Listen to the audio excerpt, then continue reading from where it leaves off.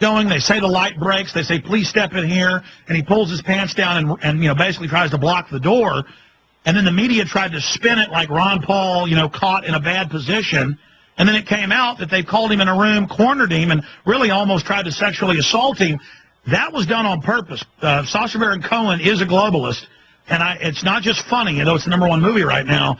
I just want to bring that up and warn people that they mean business and are going to try dirty tricks, but that did end up blowing up in their face. But can you comment on that and then comment overall on gutting up to do this, but also that people need to be ready for all sorts of chicanery? Well, the thing about that movie that really sort of makes me mad is that my dad gives so much of his time. He is an upright man. He's been married for 50 years. He doesn't need and he doesn't deserve that kind of behavior by somebody that really is almost like an assault. I mean, it really, I think, is so beneath what we should have to deal with in public discourse. The other thing is while I'm not much for lawsuits, there was a woman that he shocked that did something shocking to. The actor did at like a PTA meeting or at a church social, and she fell and hit her head and had a bleed and a stroke. And she is suing him, and I say Godspeed. I hope she gets a bunch of money out of that guy because it really is unfair to misrepresent yourself. And well, it's also – sorry, go ahead. Go ahead. I just think it's unfair to misrepresent people and to come in and do that. And it's this whole shocking thing, but it's kind of what's made our country go downhill, I think, culturally and as a people, that we have such trash on TV, such trash in the movies. And, the more we get of it, it inures us, and it makes us think that, that stuff is okay because it's all over TV and the movies. And so, the moral standard gets lower and lower. Well, it's also very dangerous. We're showing some of the video here where they're doing the interview and the light breaks, and they ask him to step into a room, and then that's what my wife called it. My wife, as a woman, got very upset, saying if that had been a woman, he'd have probably gone to jail. I mean, getting somebody in a room and then sexually advancing on them, and your father basically shoves him out of the way and screams at him and runs out of the room. Yeah, sort of a double standard. I think really there should be some kind of, assault charge pressed. But the problem is with politicians is none of these things hold up in court, and we don't really have much for defamation in our country either. They end up, if any of the Hollywood actors are ever defamed or accused of something they didn't do, they go and sue them in England, because in England apparently you can win defamation. So here I guess there's just not much recourse. But you were talking about winning, and one of the amazing things is, because you hear people back and forth on my dad's campaign, he didn't win. In many ways he did win, because I look at it, every time I see him on the television now, I say, we've got somebody that represents our point of view who is getting some attention. We aren't yet winning the battles, but we're at least included in the debate. Before he ran in 2007, 2008, our side, other than you, Alex, and some of the people on talk radio, we really weren't getting a fair shake or getting any kind of representation as far as part of the debate, and now we are. Well, I've never really talked about the Sacha Baron Cohen situation here much. The reason I brought it up to you, Dr. Paul, is because I think you need to be ready for these type of setups, and I think, well, we know the Federal Reserve means business, and we know the Federal Reserve was clearly implicated in kidnapping a congressman's baby. We know that they've done hit pieces on folks. This is the global ruling elite. I just wanted to commend you for your courage, your father's courage, and I also wanted listeners to know that once we commit to supporting you, we're committed. This is a war, and that's it. And I'm asking my listeners to fully commit to you and your father and the work they've been doing. Well, I appreciate that, and we can't do it without you. And I was involved in the grassroots part of the campaign across the United States for my father. I met a lot of the grassroots supporters. And if there's anything we can do, we're really going to try to include the grassroots in this. We've already had students. I'm going to meet some students on Saturday night who traveled here, some of them from Idaho, California, and Indiana and various states that are already campaigning for me here in the state. So we're going to do what we can, and anything that your listeners or the grassroots do for us, we will be very much appreciative. Absolutely. Well, we just appreciate you and all the great work you've done, Dr. Rand Paul. And again, the website for folks that want to visit it is run.com is the Money Bomb site. And then his official site is randpaul2010.com, and it is up right now, so that's good. Servers are testing out nicely there. We'll take a few calls and then we're going to end this official interview with Dr. Paul here in just about 5 minutes. Matt in Ohio, then Mike in Sweden, Michael in Mass. That'll be the 3 calls we have time for. Matt, you're on the air with Dr. Rand Paul. Hello, I appreciate you taking my call. And I wanted to say thank you, Dr. Paul, for hopefully choosing to run for the Senate. I think you definitely stand up for every person in the country who honors individualism and honors the Constitution when you do that.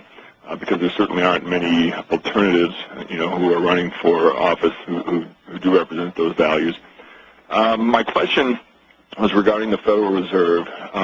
What do you think the odds are that the Federal Reserve may bankrupt itself by the activities in buying up all these, toxic assets, these CDSs and car companies and whatnot, similar to the way it bankrupted itself in the 30s, or at least allegedly did?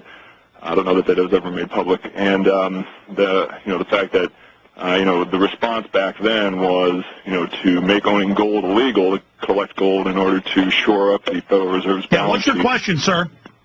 What are the odds that would happen again, and what do you think would be the response by the nation this time? Yeah, what's going to happen if they try to ban the gold, give us paper back, and then double the price a year later? Are Americans going to put up with that? I mean, most people didn't turn it in back then. Right. I don't think the Federal Reserve really will go bankrupt because they basically control the money. So what happens is we get bankruptcy in another form. They liquidate the debt by printing up so much money that they pay back the debt with cheap money. Yeah, that's it. So that's what's going to happen. Is the real danger is not a bankruptcy of the Federal Reserve. The danger is, I think, runaway inflation where the money becomes worthless. I fear more a time like the Weimar Republic in 1923 where the Germans carried their money around in wheelbarrows. The workers were paid twice a day because between noon and 5 o'clock, the money lost half its value. That's the kind of situation I fear, and the unrest and the civil disorder that comes with destroying the money. Whether or not people will give up their gold, I think people will give up their gold about as likely as they will be to give up their guns anymore. And I think that's the one good thing we have going on in America is there's a lot of still independent spirit in the countryside. We don't necessarily see it from our politicians, but there's a lot of independent spirit out there that's not going to give up easily. Well, speaking of lying, they've introduced scores of bills, the most draconian anti-Second Amendment ever, and then they get up on the news and say it's all a conspiracy theory, stop buying guns at record levels, stop buying ammo.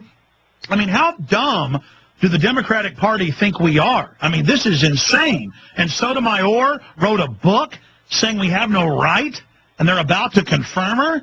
I mean, don't the Democrats and the establishment understand that this will start a shooting war? Yep, all you have to do is show up at the machine gun shootout in Knob Creek. Knob Creek. I was there earlier this year. 3,000 people came that day, and those are 3,000 people that aren't giving up their guns and ammo too easily. Rand Paul had agreed to stay to the end of the hour. I was just going to let him go early. Stay there, Doc. I want to get your comment on this on the other end. Plug the Money Bomb address one more time and take one more call from Michael in Mass, because I want to get your take on Dr. Holdren, the White House science czar. I'm sure you've seen this. It's been all over the news. Writing an 1,100-page textbook about wanting to drug our water and forced abortions and CPS taking all our kids at birth.